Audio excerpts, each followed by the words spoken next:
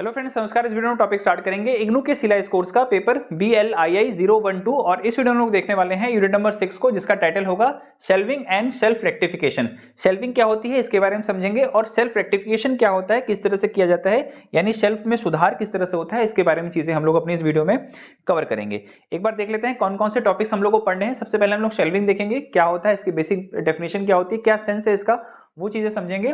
इसके बाद stacking principal को देखेंगे, स्टैकिंग सिस्टम क्या होता है वो देखेंगे, और शेल्विंग कैसे करते हैं periodicals की और नॉन बुक मटेरियल्स की, इसके बारे में चीजें हम लोग डिस्कस करेंगे। दो चीजें देखनी होगी, ध्यान रखना, एक होता है हमारा periodicals और एक है नॉन बुक मटेरियल्स।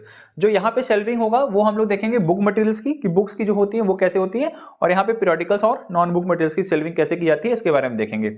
एक कंसेप्ट हमारा सेल्फ अरेंजमेंट, इसको समझेंगे। सेल्फ रेक्टिफिकेशन क्या होता है ये देखेंगे, और लास्ट में हम लोग देखेंगे मेंटेनेंस ऑफ सेल्फ कैसे की जाती है, इसके बारे में हम लोग अपनी क्लासेस में डिस्कस करने वाले हैं। चलिए स्टार्ट करते हैं अपना पहला टॉपिक, जिसमें हम लोग समझेंगे शेल्विंग क्या होती है। ठीक है, इसकी बेसिक सी डेफिनेशन क्या है या कंसेप्ट क्या है शेल्विंग का, ये देखते हैं।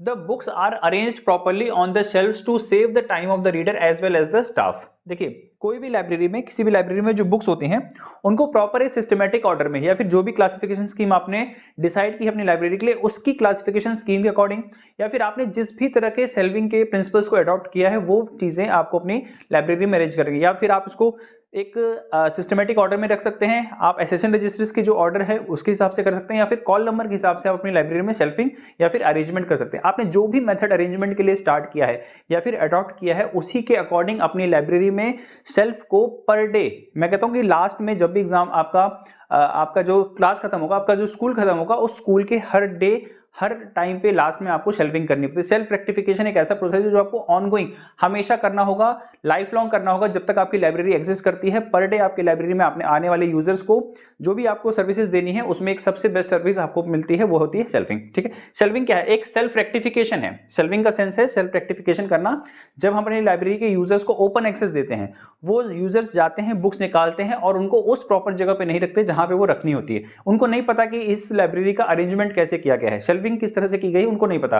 उन्होंने बुक निकाली, अगर उनको यूज में नहीं है तो उन्होंने कहीं और जगह, किसी दूसरी जगह पे, किसी दूसरी रैक पे, किसी दूसरी शेल्फ में वो बुक रख दी होगी। लेकिन आपका ये काम होगा as a librarian, as a staff attendant, आपको ये चीजें देखनी होगी कि बुक्स को फिर से लास्ट में, जब भी आप स्कूल खत्म होगा, कॉलेज खत्म होगा, यूनिवर्सिटी खत्म होगी, किसी भी इंफॉर्मेशन इंस्टीट्यूशन में है, वर्किंग आवर्स के बाद आपको फिर से सेल्फ रेक्टिफिकेशन करना पड़ेगा। ये कहलाता है हमारा शेल्फिंग। ठीक है, क्यों? क्योंकि उस रीडर का टाइम सेव करना है, क्योंकि आपको बुक्स को या फिर इंफॉर्मेशन सोर्सेज को ऐसी जगह रखना है जहां से वो इजीली उसको एक्सेस कर सके। The self arrangement is very important activity in the library and it's not done timely and properly, then the whole objective of the library will be get lost. Normally books in the library are arranged in the classified order. हमारी library में जो भी books हैं वो किसी न किसी classification order में या फिर किसी न किसी क्लासिफिकेशन के बेसिस पे अरेंज की जाती हैं। वो अरेंजमेंट आपकी लाइब्रेरी में हमेशा बनाए रहना चाहिए। अगर ऐसा होता है तो लाइब्रेरी में जो भी रिसोर्स मटेरियल्स हैं वो यूजर्स को बहुत आसानी से, बहुत ईजिली मिल सकते हैं, और वो अपना यूजर जो है अपना टाइम सेव कर सकते हैं, रीडर अपना टाइम सेव कर सकते हैं, जिससे लाइब्रेरी की ऑब्जेक्टिविटी क्लियर हो सकती है। Reference books like encyclopedia, dictionary, directories, bibliographies, biographies etcetera should not be mixed up with the other books. आपकी लाइब्रेरी में बहुत तरह की रिसोर्सेज होंगी, जैसे मान लीजिए बुक्स ही होती हैं तो बुक्स में भी बहुत सारे बुक्स होंगी, जैसे हिंदी, इंग्लिश, मैथ, इकोनॉमिक्स, अलग अलग सब्जेक्ट्स की बुक्स होती हैं, एनसाइक्लोपीडियाज हो सकती हैं, डिक्शनरीज हो सकती हैं, मैप हो सकते हैं, एटलस हो सकते हैं। ऐसे रेफरेंस सोर्सेज हो सकते हैं जिनको आप इशू नहीं कराते हैं। ठीक है, या वो इशूबल नहीं है, वो उनको आप एक्सचेंज नहीं कर सकते, मतलब स्टूडेंट्स को घर ले जाने के लिए नहीं दे सकते। तो ऐसे रिसोर्सेज को अदर रिसोर्सेज के साथ मिक्स नहीं करना है। अगर वो मिक्स हो रही हैं तो आपको वो सेल्फ अरेंजमेंट करना पड़ेगा, सेल्फ रेक्टिफिकेशन करना पड़ेगा। These books are generally arranged in a separate sequence in the library. Rare books, costly books and small size books are kept in a closed sequence separately. ठीक है, ऐसी books जो थोड़ी सी अलग हैं, जो बहुत ज्यादा यूज नहीं हो रही, रेयर बुक्स हैं, ठीक है, बहुत कीमती हैं, बहुत रेयर हैं, कॉस्टली बुक्स हैं, बहुत पतली बुक्स हैं, छोटी बुक्स हैं, ऐसी बुक्स को आप प्रॉपर्ली अरेंज करेंगे सो दैट वो मिसप्लेस ना हो, वो फटे ना, वो खराब ना हो, उनको proper maintenance time to time मिलता रहे। क्योंकि रेयर बुक्स अगर एक बार खराब हो जाती हैं, एक बार डिस्ट्रॉय हो जाती हैं, कॉस्टली बुक्स खत्म हो जाती हैं, खराब हो जाती हैं, चोरी जाती हैं, तो उनको रिप्लेस करना थोड़ा सा मुश्किल होता है। The text books from the various level of studies, example under graduate, post graduate etcetera, should be shelf in a separate sequence. The books bounded volumes in the periodicals that are written by the users of the library library should be reshelved by the maintenance staff in the stack either in the morning और in the evening regularly take them accessible.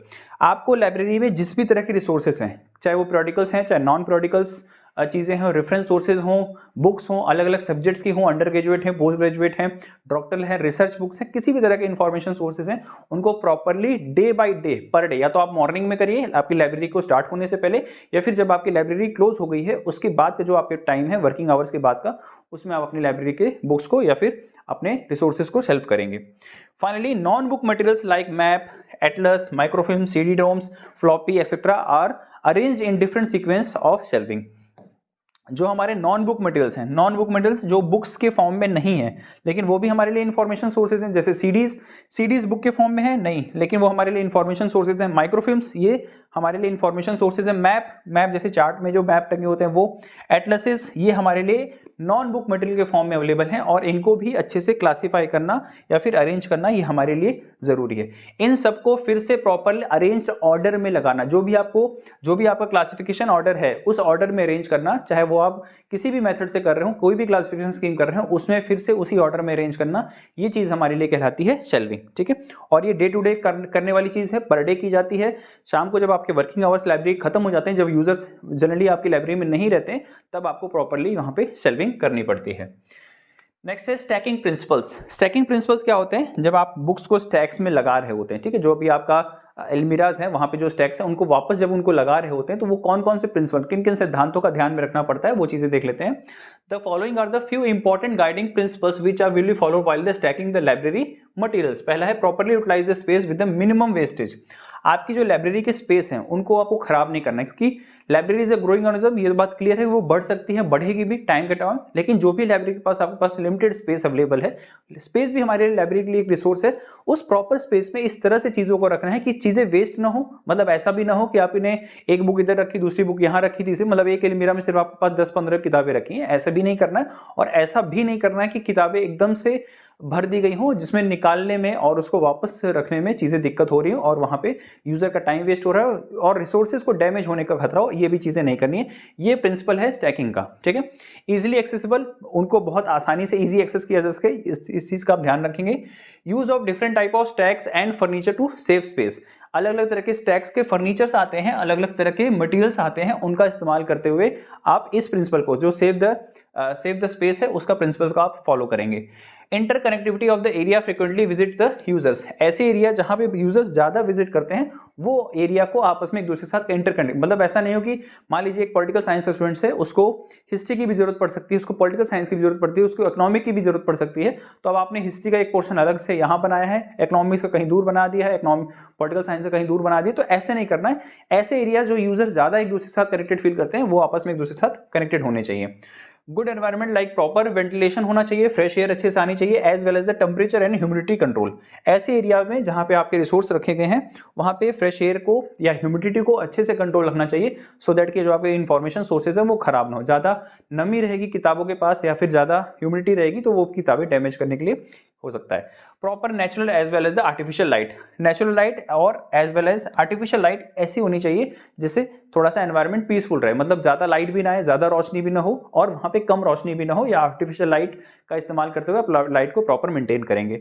Provision of furniture, growth of the libraries. Library के जो furniture होने चाहिए वो comfortable होने चाहिए, easily accessible होने चाहिए, बैठने उठने में कोई दिक्कत ना हो या फिर पढ़ने में कोई दिक्कत ना हो। इस तरह के इन्फॉर्मेशन या इस तरह के प्रिंसिपल्स का आप इस्तेमाल करेंगे स्टैकिंग के अंदर। नेक्स्ट है the above provision give full guiding line the selecting the stacks of the principles. The stack should be adjustable plan to the accommodate different size of the books. जो आपकी library के stacks हैं जहां पे आप अपने books रखते हैं वहां पे उसके वो एडजस्टेबल होने चाहिए, मतलब बहुत हाइट पे भी ना हो, बहुत लो पे भी ना हो, और अगर उनको जरूरत पड़े जो स्टैक्स होते हैं, जो रैक्स होते हैं, उनको हम लोग हाइट के हिसाब से, मान लीजिए कोई बुक बड़ी आ गई है तो उसको हाइट थोड़ी सी बड़ी करके स्टैक्स के हम उसको इजिली रख सके, या फिर अगर छोटी किताबें हैं उस रैक में तो स्पेस को बचाने के लिए हम उनको फिर से थोड़ा सा नीचे कर सके। The bookshelf should be at the height that the books are within the reach of the person of normal height। जो एवरेज हाइट है, जो नॉर्मल हाइट है, उस हाइट के स्टूडेंट्स इजीली एक्सेस कर सके उन बुक्स को, वो जो रैक्स बनाई जा रही हैं उसको इस तरह से रखना है। Book shelf should be enough vacant space to each books to get light and fresh air. जो किताबें हैं उनके बीच में इतना स्पेस होना चाहिए, एक इतना रीजनेबल स्पेस होना चाहिए कि उसमें से फ्रेश एयर पास हो सके, ह्यूमिडिटी ज़्यादा न बने या फिर वहाँ पे लाइट प्रॉपरली आ सके। इन सब चीज़ों का ध्यान रखना है। Lighting fixture should be provide adequate light and each volumes. सभी तरह की जो लाइब्रेरी के रिसोर्स मटेरियल्स हैं वहाँ पे प्रॉपर लाइट हो ताकि विजुअल आसान से हो और इजीली आप जो स्टूडेंट्स हैं वो जो आपकी फ्रेंड्स, अगर आप ये वीडियो कंप्लीट करना चाहते हैं तो आपको हमारा CLIS कोर्स हमारे एप्लीकेशन पे सब्सक्राइब करना पड़ेगा। एप्लीकेशन को डाउनलोड करने का लिंक नीचे आपको डिस्क्रिप्शन बॉक्स में मिल जाएगा। अगर आप गूगल प्ले पे एप्लीकेशन डाउनलोड करना चाहते हैं तो आप वहाँ टाइप करेंगे ई गुरुकुल, आपको इस तरह कोई लोगो मिलेगा, वहाँ से आप ये डाउनलोड कर सकते हैं। और अगर आप एप्पल फ़ोन यूज़र हैं तो आपको पहले क्लास प्लस एप्लीकेशन डाउनलोड करनी पड़ेगी अपने एप्पल स्टोर से, और वहाँ पर आपसे ORG कोड पूछा जाएगा जो आपको टाइप करना होगा ZMXYG। अगर आप ये ORG कोड टाइप करते हैं तो आपको हमारे ई गुरुकुल का जो भी कंटेंट एप्लीकेशन पे अवेलेबल है वो सारा आपको अवेलेबल हो जाएगा। यहाँ पे आप देख सकते हैं मैंने टोटल CLIS कोर्स का वीडियो ड्यूरेशन आपको प्रोवाइड कर रखा है। एक एक यूनिट की कौन कौन सी वीडियो कितने लेंथ की है वो मैंने आपको दे रखी है। टोटल आपको जो CLIS कोर्स है वो 24 वॉच आवर का है, मतलब 24 आवर्स के ड्यूरेशन का मैंने कंप्लीट कंटेंट आपको एप्लीकेशन पे दे रखा है। आप अगर एक बार कोर्स परचेज करते हैं तो एट अ सेम टाइम आपको सारी वीडियोस का एक्सेस आपको अवेलेबल हो जाएगा, और आप चाहें तो रोज 1 या 2 वीडियोस अपनी कंप्लीट करके अपने सिलेबस को कंप्लीट कर सकते हैं। आप हमारे CLIS व्हाट्सएप ग्रुप से ज्वाइन होना चाहते हैं तो आप ये QR कोड स्कैन करके हमारे CLIS व्हाट्सएप ग्रुप से ज्वाइन हो सकते हैं, या फिर मैंने डिस्क्रिप्शन बॉक्स में भी इस व्हाट्सएप ग्रुप का लिंक दे रखा है, आप वहां से भी इसको ज्वाइन कर सकते हैं। ये कुछ कोर्स के फीचर्स हमारे पास अवेलेबल हैं। अगर आप ये हमारा कोर्स सब्सक्राइब करते हैं तो आपको ये सारे फीचर्स अवेलेबल हो जाएंगे। सभी 27 यूनिट्स आपको सेम टाइम पे मिल जाएगी। आपको अगर असाइनमेंट चाहिए CLIS के तो वो भी सॉल्व असाइनमेंट जुलाई या फिर जनवरी सेशन के आपको हमारे एप्लीकेशन पे फ्री ऑफ कॉस्ट अवेलेबल हो जाएंगे, आप वहाँ से देख सकते हैं। कुछ और कंटेंट्स भी हमने यहाँ पे अपने इग्नू के अदर यूनिवर्सिटी के हिंदी में मटेरियल डाल रखे हैं, आप चाहे तो उनको भी एक्सेस कर सकते हैं। अगर आपको वीडियो पसंद आई होगी तो जरूर से लाइक करिएगा, अपने दोस्तों के साथ शेयर करिएगा, और इग्नू के CLIS कोर्स रिलेटेड किसी भी तरह के अपडेट्स को देखने के लिए आप हमारे इस चैनल को जरूर सब्सक्राइब करिएगा, ताकि आपको डे टू डे की जो भी इंफॉर्मेशन है आपके कोर्सेज रिलेटेड वो मैं आप तक पहुँचाता रहूँ।